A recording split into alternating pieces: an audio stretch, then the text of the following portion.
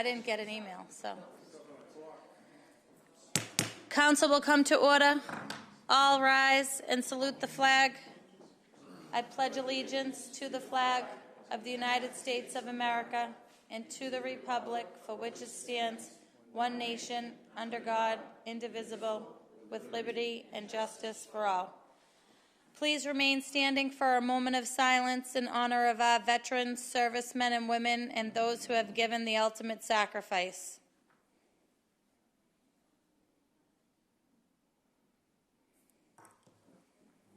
Clerk will call the roll.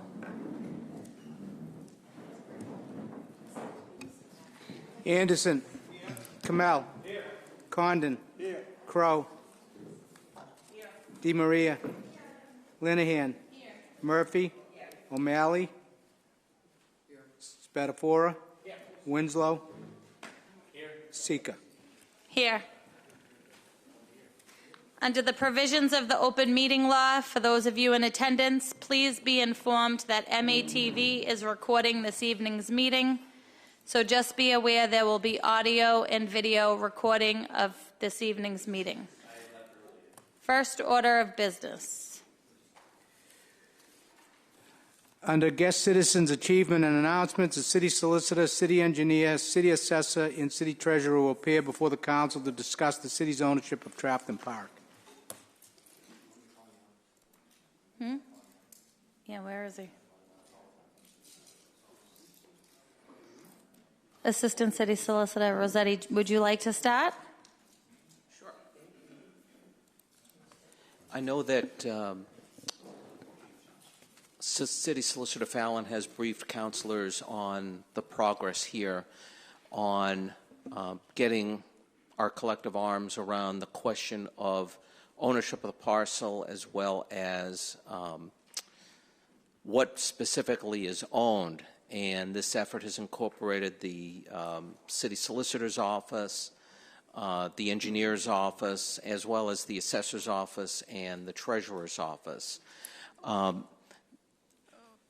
It's our understanding that as part of the park grant process, there has to be a certification that we have full ownership of this parcel, Trafton Park, and that there are no clouds on the title. Well, the issue is that the title goes back decades. We're talking going back into the 1800s.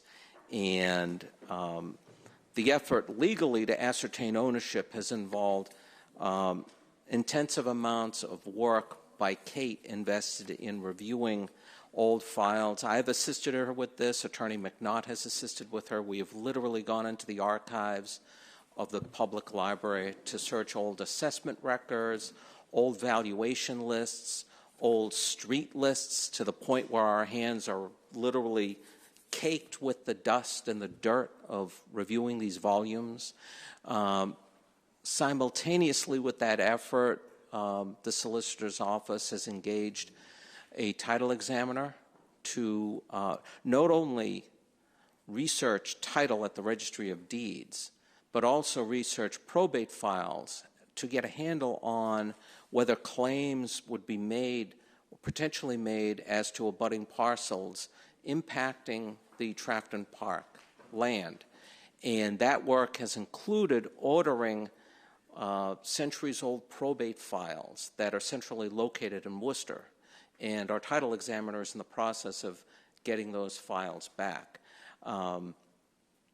What City Solicitor Fallon has done is, based on her review and research, including interacting with the engineer and finding old plans in the engineer's office to help put the chain of title together, she's put together a confirmatory deed, basically, that has just the final puzzle piece, if you will, that we need to get our hands on, and that is the title reference signifying the recording, the instrument that put the land in the city's hands. And once that's done, it's a matter of the mayor signing off pursuant to a council resolution authorizing this. So, you know, the ducks are getting an order, but there's one piece that remains that we're still in the process with our title examiner of getting together. Councilor Winslow. I guess I know one of the reasons I sponsored this paper is I know that process has been very intense and it's been very difficult, and I really appreciate the solicitor's office doing that. My question is also, if we can't find that piece of the puzzle, what are the options that council can take to proceed? Can the city claim the land by adverse possession because we've been using it as a park for as long as anybody can remember?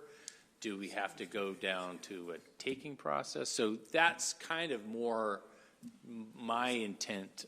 Is I know if we had that piece of the puzzle, it would all fall into place, but that's not falling into place. So, and I know there's some urgency that we could lose $400,000 if we don't find that piece of the puzzle. So, what steps or actions are back? What's Plan B? And you know, and I think there's some urgency, and I see Alex Pratt from MRA is here. I don't know what the current urgency is that we have to get to Plan B. That's really why we called you here. So thank you. Right. Well, there are certainly other options that we can consider, and I will certainly go back to the solicitor, and we will convene to put together other options for the council's consideration. Of course, that will be a function of what the specifications are for the park grant, and perhaps the representative from the MRA, who you acknowledged in attendance, may be in a position to speak to the time frame, because that can inform what Plan B options should be given front burner consideration. So, yeah, I guess I'd like to have Alex Pratt come up after the questions, but yeah. So yeah, thank you. I'm done. Councilor Kamel. No, Councilor Winslow nailed all the points I was going to ask about. So what are our other options? Be it taking, be it adverse possession. So I mean, you kind of stole my thunder. So I mean, I would caution that other options are going to take time, including doing a taking, because there are publication requirements, there are voting, public meeting. I mean, it's not like you can just say.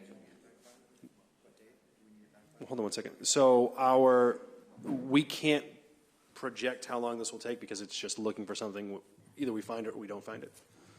I mean, does it boil down to that? It boils down to taking time to find that last piece from reviewing old probate files and putting all of this together. And it's a challenging effort, but one that continues to go apace and is proceeding forward. Right. I'd like to second, if it's all right with Mr. Thank you very much. Oh, sure. Thank you, Councilor. If it's okay with Council President, and it's okay with Mr. Pratt, could you please come up and give us a little bit of background on what the requirement is in terms of time frame? Thank you, Councilor. In terms of time frame, so first I want to explain that the partner here that we are trying to satisfy is the State Department, the State Executive Office of Energy and Environmental Affairs, EEA. We have a good relationship with them. We've had a long-term partnership. They understand that our process, and I've kept them in the loop as the solicitor's office has been moving mounds of paper across the state to try to find this. They understand the situation. I don't want to say tonight specifically what their alternative options that they would accept are, but we have a good relationship and we can call them and say, and they're not going to be surprised, I think, to get this call. And we'll say, listen, we've searched for hours and hours and hours trying to get an answer, trying to find the deed. We have not been able to do so. What are our other options? I know there are some. Confirmatory taking is one of those. There may be other options that are less intensive on our end and that still satisfy their needs. Okay. I want to speak more with the solicitor's office and with EEA before saying definitively this is a course of action that EEA will accept. So from what we've seen so far, and I'm going to ask you to for guesswork here. So if what we're saying takes, say, another month, does that from what you know, does that put us in any kind of peril of losing the grant if it's another month? The state so far has shown a willingness to work with us as long as we keep them abreast of what we're doing, Okay. and we have done so. The challenge, I think, will be, so this first period here, we should typically be using for design. We've done some design work in the past or along the master plan. That's not intensive enough, but it's not starting from square one. My guess, because you asked for a guess, so I'm giving you a guess. Yes. My guess would be that if we can resolve this before in the next month and a half, and I can tell the state reasonably that that's what our expected timeline would be, I think they'll be okay with that. Okay. If not overjoyed. But we can't really give them that specificity, but. Right. So when I speak to them tomorrow, I'm going to be recounting this conversation and saying, we want to work with you. We want to make sure this happens. They understand. I mean, they know Trafton Park. You were there when we walked it with Melissa Cryan and EEA. And they know that we own the park. We know that we own the park. We're just trying to find a piece of paper that says what everyone knows it says. So I think they have a willingness, and they want to see this project succeed too. So I am hopeful that we will be able to continue with the project timeline as we work to resolve this. I think they will need some eventual certification that we have met their requirements. The question is, are they willing to let us move forward in our process as Right. we go and fulfill that, if it takes a while to fulfill? And if it were, just to use the example of it taking, not to say that that is the only option, because I don't know if there are others. But if that process were to take us a couple months and we were to say, we're going to start this process, and here reasonably is why our timeline is extended, I don't think that they would wait till the end of that process for us to be able to start using their design funds. Okay. But again, that's a guess. That's my guess. Right. Thank you. Thank you. Thank you. Councilor Winslow. Yeah, no, I appreciate the update, and I guess from the council's point of view, I would say that please keep us apprised of the progress, really on a maybe biweekly basis, and if there's anything, either the MRA or the city solicitor's office, city solicitor's office, letting us know if you've exhausted all the probate records, and MRA if there's some final kind of ultimatum from EEA. Let's keep us apprised and let us know however we can help to keep this moving forward, both on getting the records and making sure we, EEA is understanding our issues. But like I say, there's a $400,000 grant riding on this, and that's it's important that we get this done. So we appreciate your hard work on it. I know that having done some title work myself, it can get pretty murky after a certain point, and I really appreciate all the effort here. It's not easy, and keep at it, and keep it at it with some urgency, and keep us up to date. That's what I would say. Thank you. Thank you. Councilor O'Malley. Thank you, Madam President. And if we could also get an explanation of, if we do need to go down a takings route, what the process for eminent domain is. How does that process start? How does that process progress? It's something that I've never seen while on my time on the council.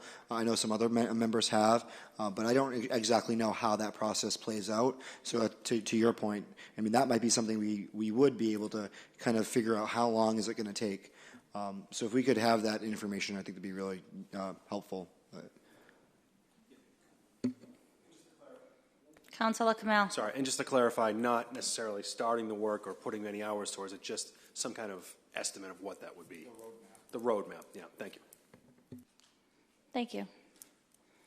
Thank you for all your hard work. I walked into my office on Thursday, and this Attorney McNaught and Attorney Fallon were in there with blue rubber gloves, and they were covered in filth. These books are hundreds of years old that they're rummaging through to try to find this information. So I just want to let everyone know that they are knee deep in crime, and I would not want to be looking through those books. So we appreciate all your help in trying to figure out the paperwork for this parcel. So thank you. Next order of business. Under Appointments and Election, paper 51-20, council appointment, Roberto DeMarco, 17 Division Street, Malden, Mass., to be appointed to the Community Preservation Committee as the Ward 5 member, term to expire March 15, 2020. We're going to do them all? Oh, this one's a place on file. Perfect. Okay. Councilor Crowe. So make a motion to place this appointment on file. On Councilor Crowe's motion to place this appointment on file, all those in favor? Aye. All those opposed?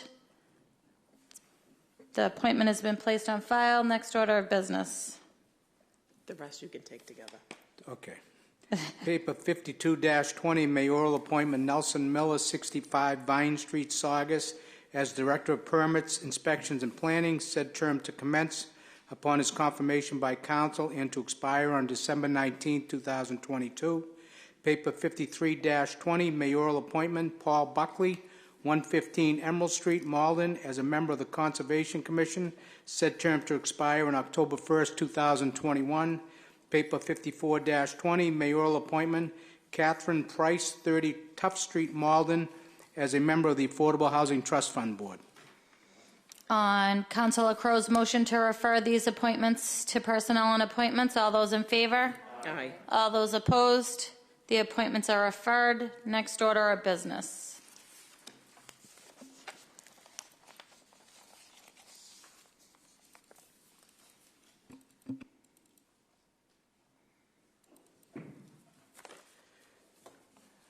Under Hearings and Petitions, paper 55-20, livery license LSI Transportation Corp., 47 2nd Street, Malden, 3 cars, it's a renewal.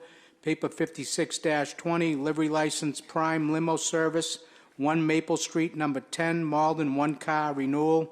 And paper 57-20, taxi cabs, Malden Trans Inc., 290 Eastern Ave, Malden, 39 cabs, and it's a renewal.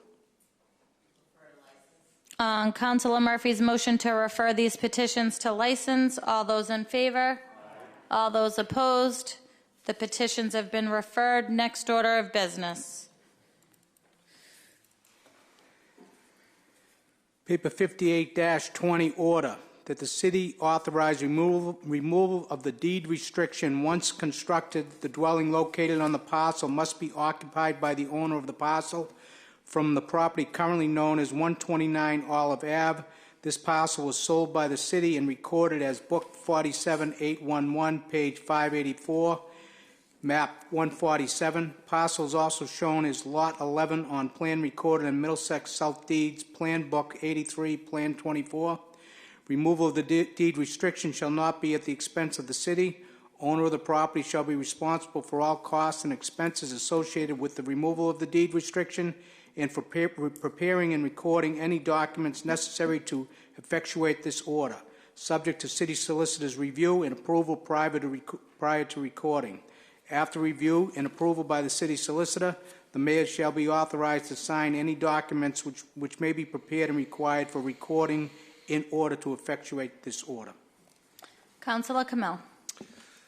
Right, so thank you. So back in about, I believe it was 2005, the council at the time authorized the auctioning off of a parcel. I believe it's 7,600 square feet broken off from the city-owned land. That was put forward by Councilors Fay and Gately at the time. So the council authorized the mayor to do that. Prior to completing the process, the mayor added on the deed restriction regarding owner occupancy. So the land was purchased by Mr. John Ronan, who lives at 172 Olive, and his son also John. And a home was built there. He's lived in the home. The son has lived in the home since then. And as happens with all families, it's time to move. Looking at moving, and there's been some difficulty in putting the house on the market with that deed restriction, so came and asked if we can take a look at this. And I would appreciate if we could for this or move this to Public Property Committee, because that was the committee that originally would have been, looking at this issue in the first place, and sort of take a look at this deed restriction and hopefully remove it so that the family can put this house on the market and sort of move on. So, second, thank you. Councilor Kamel's motion to refer this matter to public property, seconded by Councilor Kamel. All those in favor? All those opposed?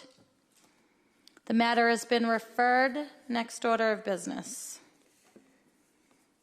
Paper 385-19, order be it hereby ordained that Section 800.2.11 of Chapter 12 of the Revised Ordinance of 1991 as amended be further amended to change the notice requirement as follows: to require notice by mail to all property owners of land located within 500 feet of the property lines of the subject property, and for the notice provisions to apply to community outreach meetings for marijuana establishments. On Councilor Spatafora's motion to ordain this ordinance as amended, the clerk will call the roll. Anderson. Yes. Kamel. Yes. Condon. Yes. Crow. Yes. DeMaria. Yes. Linehan. Yes. Murphy. Yes. O'Malley. Yes. Spatafora. Yes. Winslow. Yes. Sika. Yes. The ordinance is ordained. Next order of business.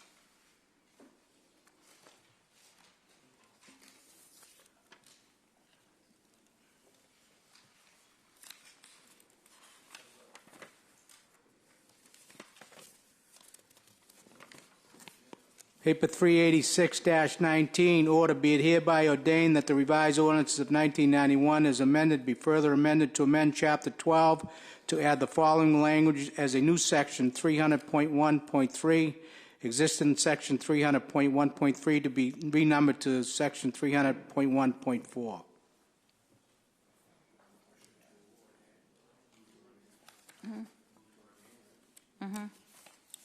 On Councilor Spatafora's motion to ordain the ordinance as amended, clerk will call the roll.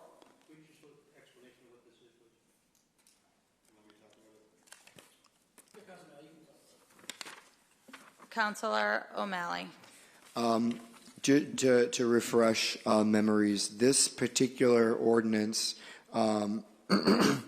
is marrying the demolition delay ordinance that's in our normal ordinances with our zoning ordinance. Councilor Spatafora and I worked with Michelle Romero to write this. It went through the special permit, through the planning board.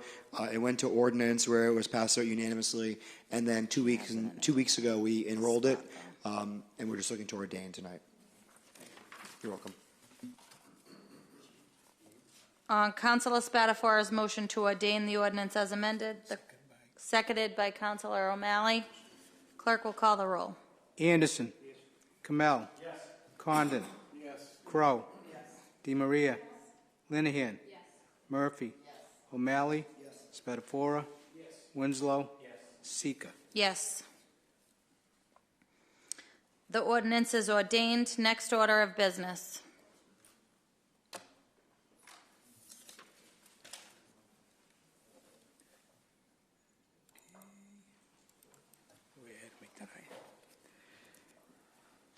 Paper 49-20, order be it hereby ordained by the Malden City Council that Section 300-20HI of Chapter 12, Revised Ordinance of 2020 as amended, be further amended to add the council's special permit fee for marijuana establishments to be set at $750 and be non-refundable.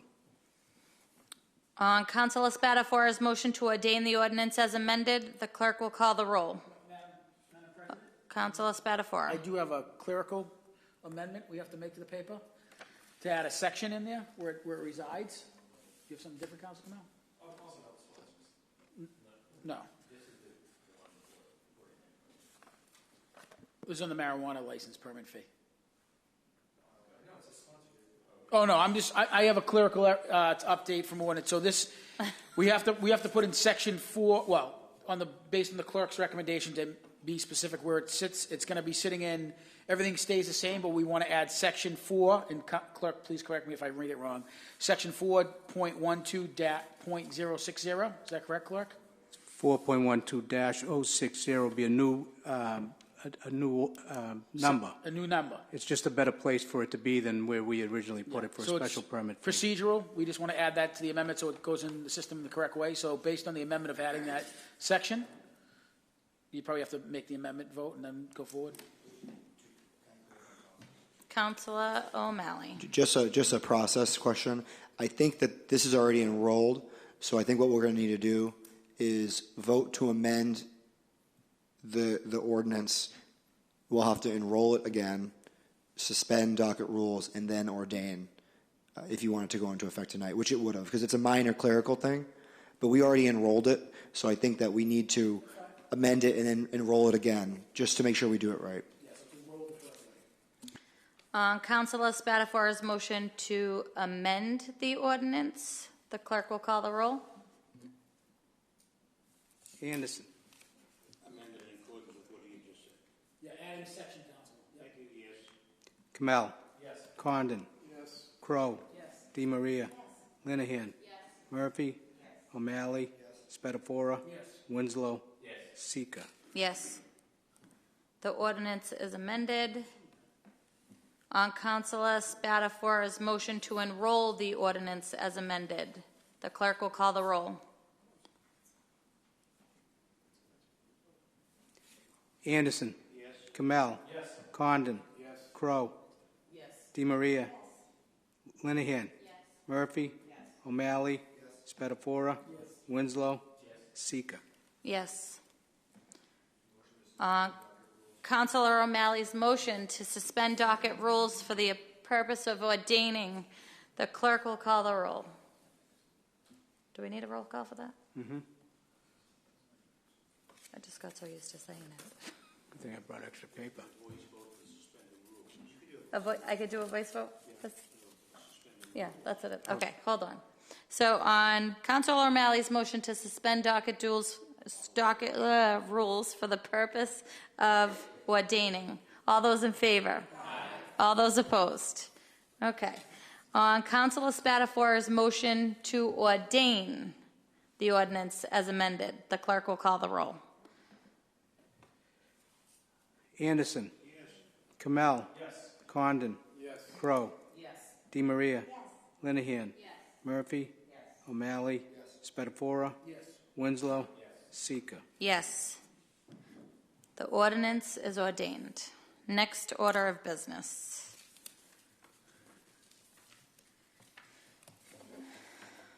I'm confused. Mine is all crazy.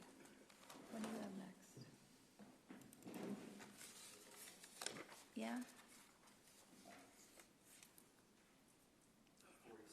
Yeah, paper 46-20, order be it hereby ordained that section 11.35 of the revised ordinances of 2020 be amended relative to enforcement. In 2.A, after supervisory personnel add each 24-hour period during which a violation exists shall constitute a separate offense, punishable by the imposition of additional fine. Further amended relative to a language change, 1C, the word reasonable be added after every and before attempt. Councilor Winslow. I just have a clarification that the way that was read is different than what's in written.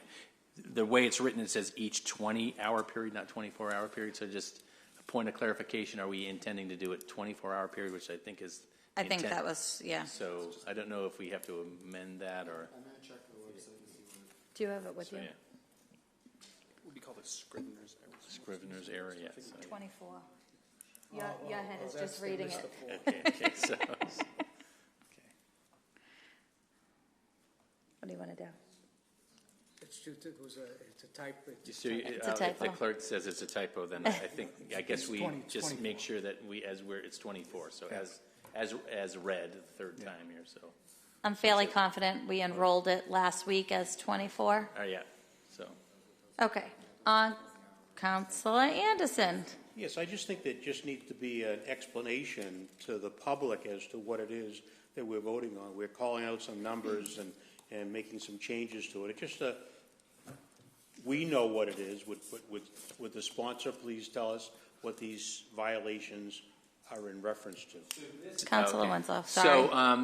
So last year we did amend our snow removal ordinance to, in particular, have a shorter time period for commercial businesses to remove the snow.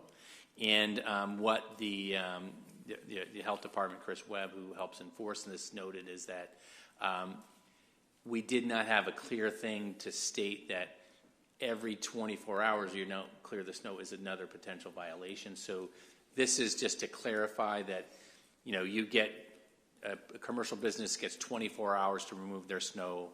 A resident gets 24 hours. If they don't do that within another 24 hours of that period, that's a violation. If they take another 48 hours, that's a second violation. So the purpose of that is just to clarify that each day of a violation, exists is another finable violation. So that's one point. And the second part was there was some discussion of the need to what people need to do to clear if they're at a corner to a crosswalk. So we just wanted to add the word reasonable, that people make reasonable attempts to clear out, just to clarify that, if there's a 8-foot pile of snow there that happened to get plowed there, that's not responsibility. But if there's 6 inches and you could have done it anyway. So we're trying to encourage people and make sure that at corners the sidewalks get cleared to the street, but it's in a reasonable manner. So those are the two main purposes of this. And that was, I just think it's important that when we bring these papers before us like this, without mentioning that kind of background, the public doesn't know what it is that we're talking about. Right, so and I would just suggest that the sponsors make that explanation as to what it is before we actually take the vote. No problem. Thank you. Yeah, great. So I'll second your motion to ordain. Second, yeah. On Councilor Spatafora's motion to ordain the ordinance as amended, the clerk will call the roll. Seconded by Councilor O'Malley, excuse me. Anderson. Yes. Kamel. Yes. Condon. Yes. Crow. Yes. DeMaria. Linehan. Yes. Murphy. Yes. O'Malley. Spatafora. Winslow. Yes. Sika. Yes. The ordinance is ordained. Next order of business.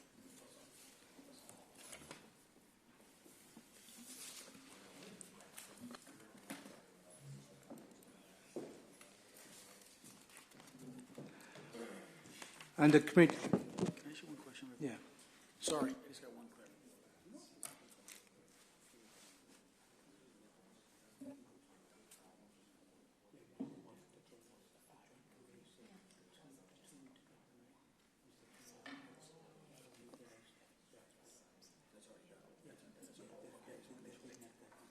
Did we do that?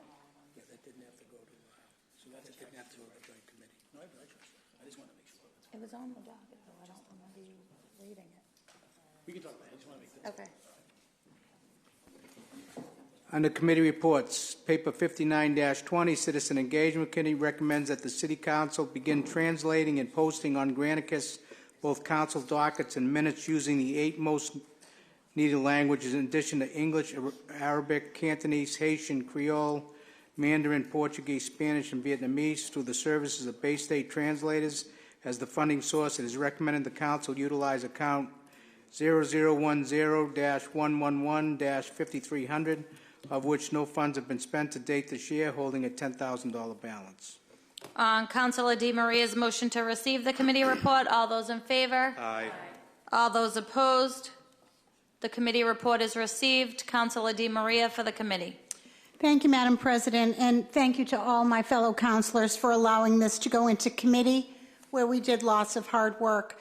During the last few months, the Citizens Engagement Committee has met and worked on the possibility of offering our dockets and minutes in translated languages. We have consulted with Anthony Rodriguez, Director of IT, as well as Chuck Renigan, our Controller, and Ron Cochran, Director of Communications.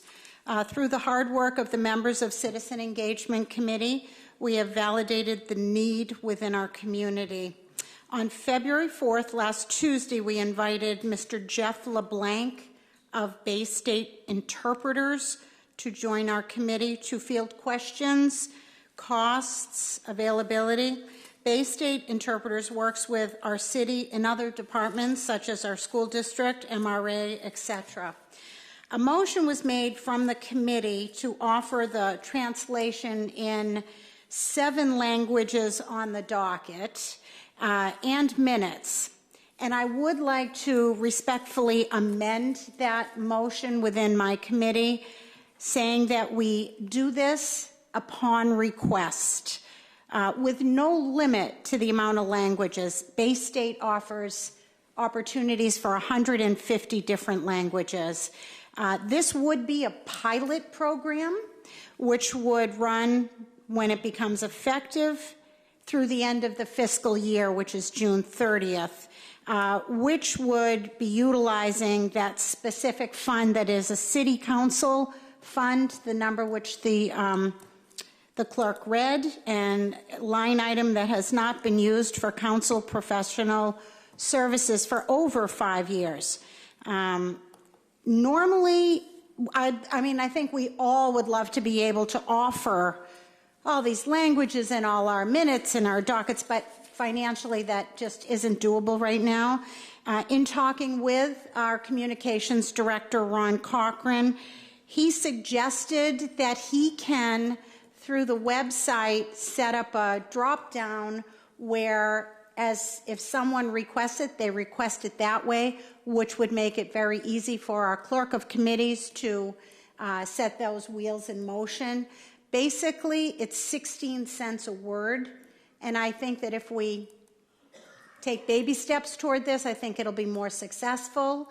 If we do this as a pilot program, I think it will be more successful. Plus, we'll gain all that information as to where's the need in the city. Is it, basically Mandarin?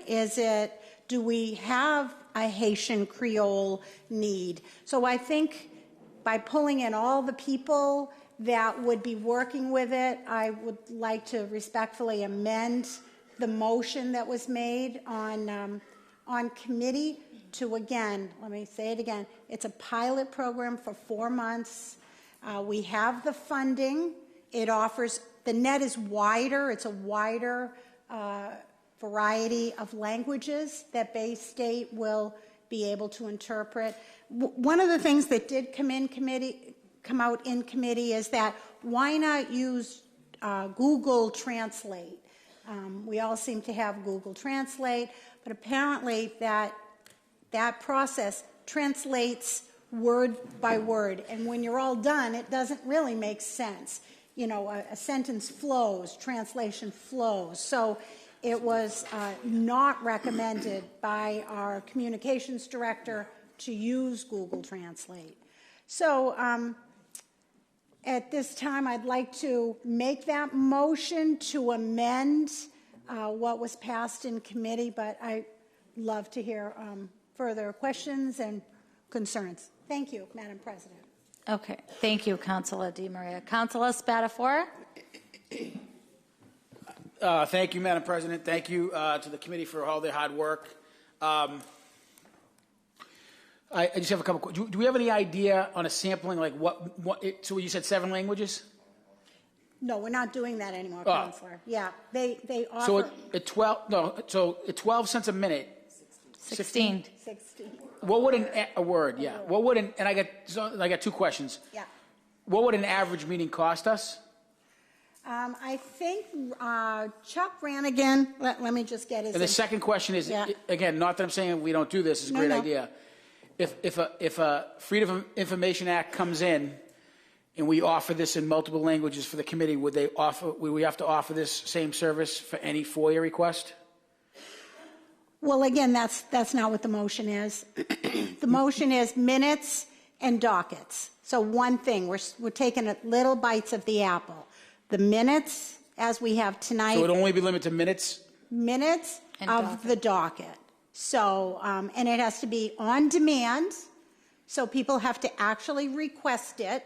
We're not just going to automatically do, 7, 8 languages and, page by page at 16 cents a word, I think that would be astronomical. Yeah, that's at this point. That's so the budget 10,000 could go away pretty quickly. Absolutely, Councilor. Okay. Yep. So is there an average meeting cost? Well, if we were to do it the original way, it would cost around $3,800 a meeting. We do not have that to do that for 7 languages. And that's per Mr. Rannigan. So I think we, again, take a smaller bite of the apple, add it to our docket at the very end, translation available upon request, with a link to how they request it, with the partnership with Ron Cochran to be able to get that technology so that our clerk of committees doesn't have to send emails and this and that. I want it seamless. So, so if we just do our docket and our minutes, if we were to add up the words, it'd probably be about $150 a meeting. So in the pilot council, this is my last. In the pilot, if we have 12 individuals request 12 different languages, it could be theoretically it could be over $5,000 in the pilot. If we do, but I don't. No, I'm just, the last thing we want to do is have a pilot in the first meeting we're out of money. And the last thing Citizens Engagement wants to do is go over the budget. So we would, that is not our goal here. We wanted to give this as a opportunity. No, I completely understand the need for it. I'm just trying to figure if we have a small budget, we don't want to run out of it, because we all know there's many, many languages in the city, which is great. Yeah. But if we had 12 individuals who spoke 12 different languages, we could be in trouble the first meeting. We could, absolutely. Or 150. We could, We're sending this to finance? We are not, but we certainly could. I just want to be careful that, like this, or the third week of the pilot, or the first month, we run out of money, and then we got to figure out a way. What are we going to do? Yeah. That's my only question. So I'll let the other councils talk. Thank you. Thank you, Madam Chair. Thank you. Councilor Linehan. Thank you. So thank you, Councilor DiMaria. I know we've had a lot of discussion about this.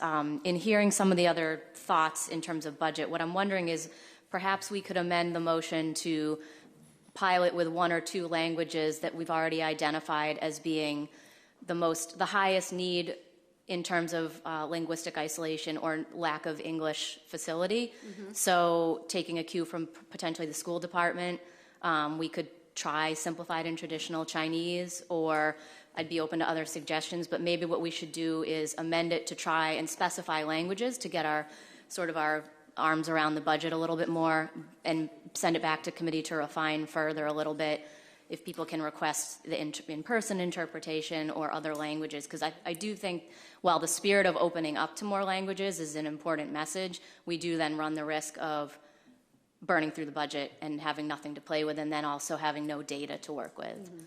Mm-hmm. I also had an additional question, which is in terms of how it's put on the city website, will the request form be translated? And can we make sure that it's not a drop-down that violates ADA accessibility? Those are the 2 flags I would put on that. Okay, I can certainly bring that back to Ron Cochran. Thank you. Thank you. Thank you. Councilor Kamel. I want to echo a lot of what Councilor Linehan brought up. I also I wasn't quite sure some of the numbers. I heard a figure of $3,800 per meeting, and I'm not quite sure how we arrived at that. If we take the assumption that it's 7 languages, divide the 3,800 by 7, and then divide that by 16 cents a word, that means 3,300 words every meeting. I mean, I know we're wordy, but I don't think we're 3,300 words in our minutes in our docket. But so I would like to see where that comes from. Again, I just want to echo 7 languages is quite a lot. I'd like to maybe see a little bit of data. I apologize. I was at the meeting for a little while, and we were sort of double booked. I had to go chair the Finance Committee meeting, which does bring up another thought. We probably should send this to Finance. I apologize. But if we are going to be authorizing spending, we should put it through the Finance Committee as well. So. Thank you. Councilor Kamel. Councilor Di Maria got the $3,800 from the controller. He picked a meeting, one of our meetings from the month of December, and he went word for word, and he came up with the agenda being 871 words at 16 cents a word is $139.36. And then the minutes from that meeting was 2,100 words at 16 cents for a total of $336. So for the whole meeting for one language was $475.36. And if you divide that by, I think he divided it by 8. Okay, yeah. So 2,100 words in the minutes, 871 on the agenda. So you were pretty close. Yeah. So, and I don't know which meeting he took. Yeah. Okay. I don't know what meeting he necessarily took, so it could fluctuate depending how short or long the meeting is, but roughly, I'm pretty sure when I spoke to him earlier today, he was mentioning 8 languages, so he probably took 475 times 8, and that's where he came up with the 3,800 per meeting, so that's where those numbers came from. Councilor O'Malley is next. Thank you, Madam President. I also want to echo the sentiments of Councilor Linehan and thank the committee for their work. I do have some data here that might be helpful because I went through a similar process in the Municipal Building Committee for City Hall. One of the things that we're looking into in that committee is to have on each floor an area where all of the departments that are on our floor translated into the most popular languages in our community. And one of the requests I had from the committee was to do that research into what languages are the most popular in our community. So I used, since the 2010 census is pretty out of date, the Census Bureau has what they call the American Community Survey, and that's a partial census. And from that, the most popular languages are Chinese, and that's all Chinese dialects, Spanish or Spanish Creole, French Creole, Portuguese or Portuguese Creole, Arabic, Vietnamese, and Italian. And from to cross-check that against another data source to make sure it's reliable, we requested the information from Malden Public Schools of the top languages spoken at home. And from that data, we got Chinese, all dialects, Portuguese, Spanish, Creole, which is also Haitian, Arabic, and Vietnamese. So it gave us a pretty good indication that the languages we should be focusing on are primarily Chinese, Spanish, French Creole, Portuguese, Arabic, Vietnamese, and Italian. But I agree with the other concerns that we've had here is that, for a pilot specifically, maybe we do want to focus on the languages that have the greatest representation. That would be, Chinese, Spanish, and Portuguese. Those are by far the most. But I am also okay with sending it to finance if that was what we'd want to discuss. We could also just say that the pilot runs until we run out of budget, and it sounds like none of it has been spent to date in this fiscal year. So I don't really see what the risk is if we were just to go forward with it. But I'll leave it up to the committee to decide what we do going forward. Thank you. Councilor Anderson. Yes, thank you, Madam President. I think the sponsor of the paper made clear right from her very opening remarks that the idea of having 7 languages, once you think that out, gets very costly. We don't know what languages will be requested for the information. We need that data. We can try to guess or we can try to extrapolate from what languages are spoken here in Malden and where there may be a need for translation. But I think what we're looking for is who wants to hear or read what it is that we're saying and talking about and in which languages. And the way we're going to find that out is upon request. We have a budget. We have an idea that makes sense in a trial program. We have a limited amount of money. We have a limited amount of time. I think it makes sense that we send it to finance to do a little bit more tweaking about what our, how we may run out of money if that's the case. But I think, as Councilor O'Malley has just mentioned, you know, once the money runs out, we'll have much more data. So I think we need to find ways to make it happen as opposed to find ways to not make it happen. We brag about the diversity in this city. We brag about the fact that this is the second most diversity in the Commonwealth and so forth. We need to respond to that. And here's a way that we can help involve ourselves with these different languages. And I would endorse the way that it's been suggested. Thank you. Thank you. Councilor Murphy. Thank you, Madam President. And, you know, with the pilot, I don't have a problem. My question is, if we do decide to go forward with this after the pilot, whenever we contract with companies, we normally get multiple bids. And this is a situation where if this is successful, it could run into some significant dollars. So I don't know if you've looked at anyone other than Bay State, but I would suggest that if it goes past the pilot, that we look to see maybe someone's 10 cents a word, or maybe someone's 8 cents a word, you know, depending on, you know, the amount of work that they're going to generate from us. But I would say that we definitely need to get other bids and not just go with Bay State. So thank you. Thank you. Councilor Winslow.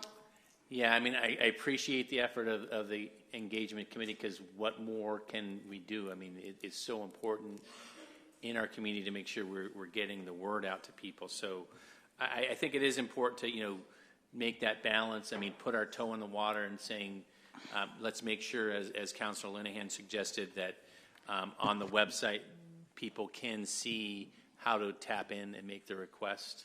I mean, I think that makes sense. And then having this sort of as dipping our toe in. I mean, I know sitting in on the committee, I know the school district's spending about $250,000 a year, which is, you know, that's absolutely necessary for them. And I think we're going to have to think about how to, you know, go in here. But I think we have to take some steps, get some information to see, make sure there's a fair opportunity for people to ask for this information, and then figure out how many resources it's going to take to respond in the long run. But I think a pilot's a good way to start. You know, I don't know if we get up to 250,000, but you know, let's get it rolling. So so that's, yeah, let's get it rolling. Thank you. Thank you. Anyone else on this topic? Okay, so we have a motion. We have a couple motions, I think. So, Madam President, if Yes. I may. So I think what I'm hearing is everybody is still enthusiastic about this, but maybe we should send it through our Finance Committee, and at that time, we can invite our controller and our Director of Communications in, just so there is a seamless process to this. And if I could ask the Finance Chair to schedule this as soon as possible, so that my motion is to send it to Finance. Oh, sure, that would be great. A joint meeting, that would be wonderful. So that's Citizen my motion, a engagement, joint okay. citizen engagement finance meeting in the next closest future. Councilor Murphy, are you seconding that? Yes. It's just Robin. Councilor DiMaria's motion to refer this matter to a joint citizen engagement and finance, seconded by Councilor Murphy. All those in favor? Aye. All those opposed? The matter has been referred. Next order of business. Thank you.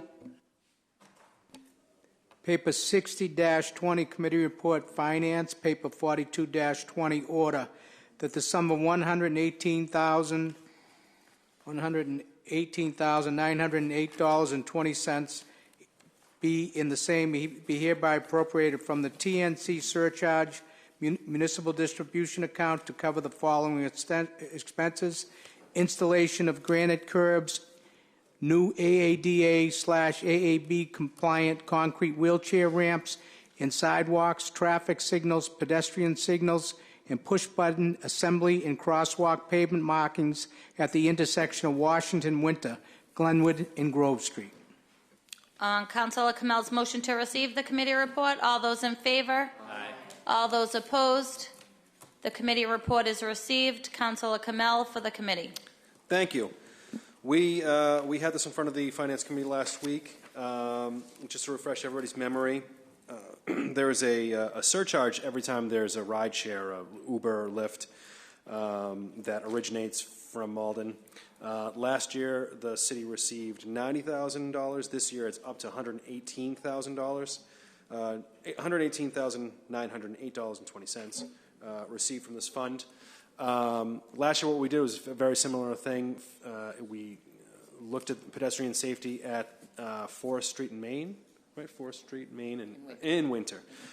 This is a very similar situation, just on the other side of Oak Grove Station, towards. Sorry again. So it's Winter Street, and it's all listed right here.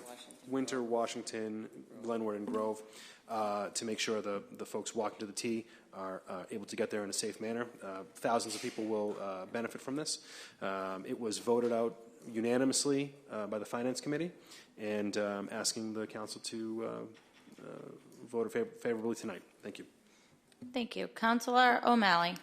I'd also like to speak in favor of it. One of the reasons why we're focusing on this area is because the MBTA is investing like over $30 million in Oak Grove, and we were trying to get them to do this intersection because they're doing a lot of pedestrian improvements in the area, but they just couldn't get that amount of money to go into that intersection. So we were able to get an earmark from the state, about $50,000. So we're leveraging that in addition to this. So I'd also support approval. Is it a motion to approve? Adopt the order. So I would move to adopt if the motion hasn't already been made.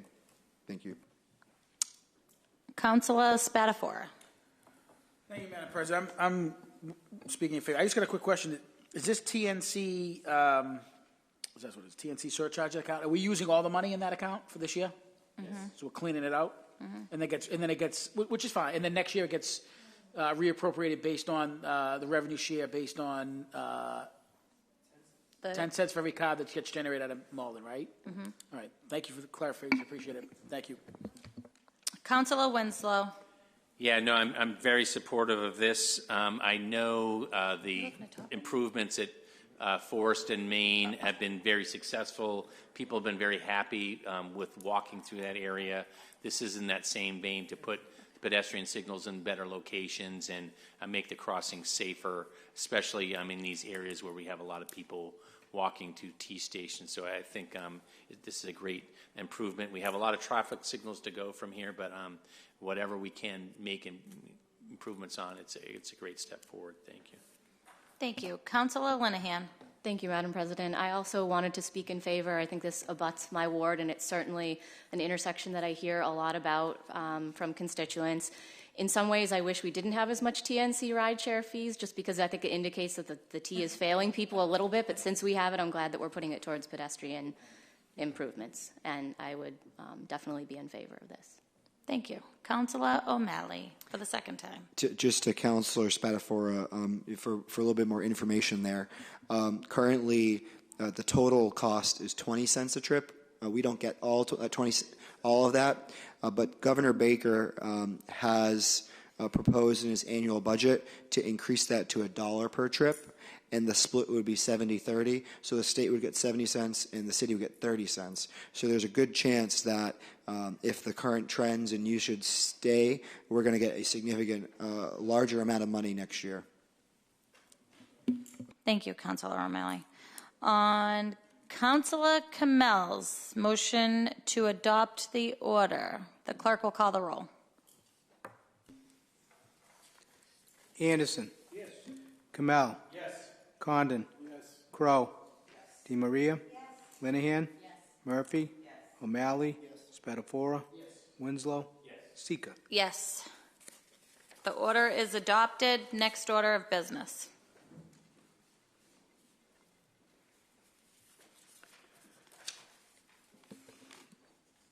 Paper 61-20, Committee Report, Personnel Appointments, Paper 460-19, Mayoral Appointment of Risa Gray, 37 East Border Road, Malden, be appointed as an associate member of the Planning Board, said term to commence upon her confirmation by the City Council and to expire March 1st, 2020. Risa will fill the unexpired term of James Chiavelli, who recently resigned. On Councilor Crow's motion to receive the committee report, all those in favor? Aye. All those opposed? The committee report is received. Councilor Crow for the committee.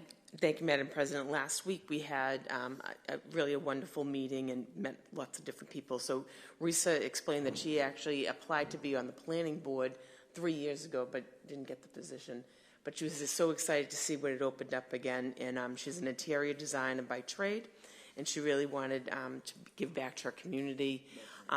She lives in Ward 3, but she said she has a daughter, and she wanted to just be a good example, and she's really excited to sort of get in there as the associate member. So the committee unanimously voted to confirm her appointment, and I asked the council to do the same. On Councilor Crow's motion, seconded by Councilor DiMaria, to confirm this appointment, all those in favor? Aye. All those opposed? The appointment has been confirmed. Next order of business.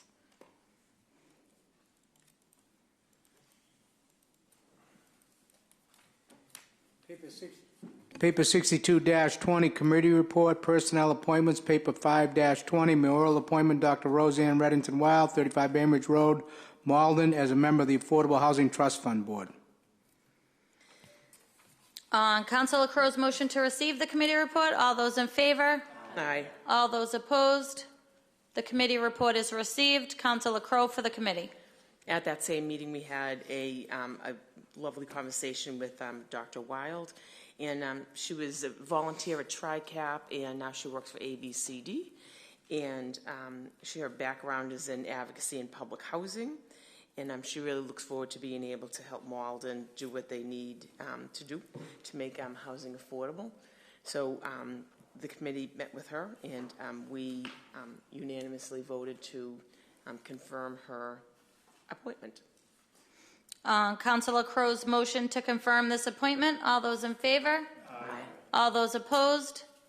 The appointment has been confirmed. Next order of business. Paper 63-20, Committee Report, Personnel Appointments, Paper 3-20, Mayoral Appointment, Brian Slatter, 195 Beach Avenue, Melrose, to be appointed as a member of the Affordable Housing Trust Fund Board. Can we take these two together? Yep. Paper 64-20, Committee Report, Personnel Appointment, Paper 4-20, Mayoral Appointment, Angie Liu, 35 Mount Vernon Street, Unit 1, Boston, Mass., be appointed as a member of the Affordable Housing Trust Fund Board. Councilor Crow's motion to receive the committee report, all those in favor? Aye. All those opposed? The committee report is received. Councilor Crow for the committee. And we met with Ms. Liu and Mr. Slater as well. There was they had some questions. Some of the council had some questions that I did go and get some answers to. But subsequent to our meeting, which in our meeting we voted unanimously to confirm their appointment. However, subsequent questions have come up, and so the request is actually to table these until I can get appropriate answers for councilors.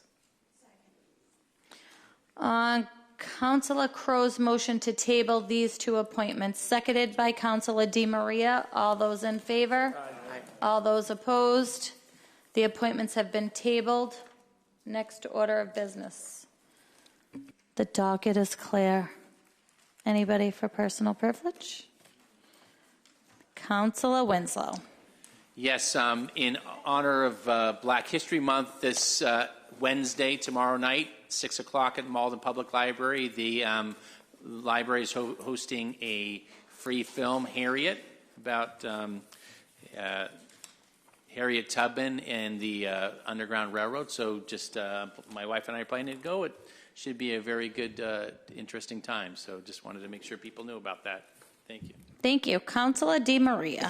Thank you, Madam President. And I personally would like to wish everyone a very happy Valentine's Day this coming Friday. We can't forget a high holy holiday.